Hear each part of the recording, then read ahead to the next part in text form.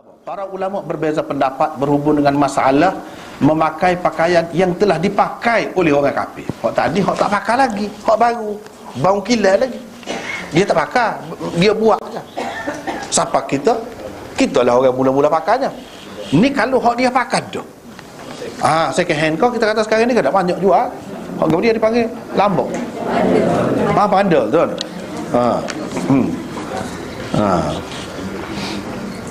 Hak lagu tu berbeza pendapat berhubung dengan masalah yang telah dipakai oleh orang kafir untuk bersolat sebelum membasuhnya.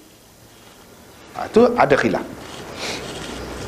Imam Bukhari, Hasan Basri, Al-Thawri, Abu Hanifah dan satu riwayat daripada Imam Ahmad mengharuskannya selagi tidak dikesan adanya najis pada pakaian itu.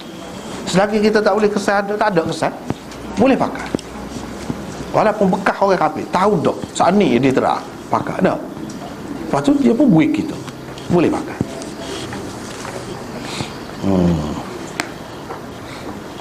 Syafi'i dan Ahmad dalam salah satu pendapatnya menganggap makruh.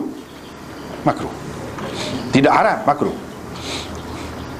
Syafi'i tidak haram. Syafi'i, Abu Hanifah dan tokoh-tokoh dalam mazhabnya mengatakan lebih berat lagi makruhnya memakai pakaian mereka yang mengenai aurat. Seluar spendol dia. Tu hak mengenai auratnya. Seluar spendol ataupun kita kata seluar pendek kau ataupun seluar panjang kau, memang kena bahagian aurat dia.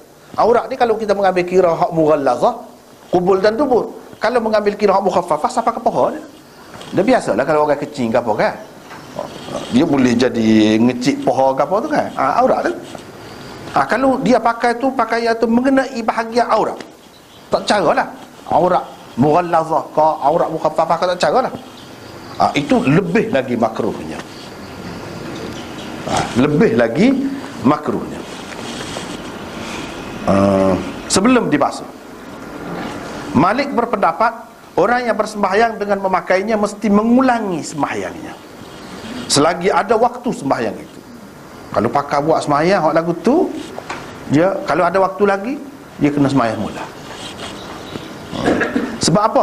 Alasannya ialah pakaian mereka tidak terpelihara daripada terkena air kencing atau najis-najis yang lain, kerana mereka tidak mengambil berat tentangnya. Itu alasannya. Ya Allah, sungguh waktu tu ada kecil pakai duduk cacar gitu ya. Hanya kena boleh jadi kan, ngecik tu dia tak ambil berat. Ada kalau kita kata tadi, kalau najis bukan air kencing, kalau buang air besar pun dia tak masuk. Mana ke mana?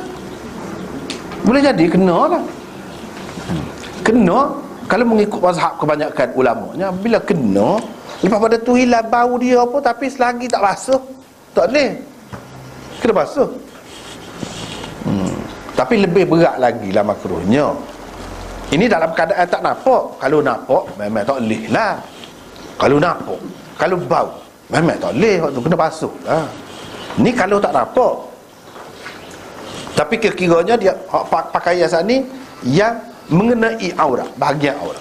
Kalau baju tidak kan, baju tak kena bahagian aurat tu. Seluar, seluar memang kena lah. Hak lagu ni kena beringat. Kena beringat.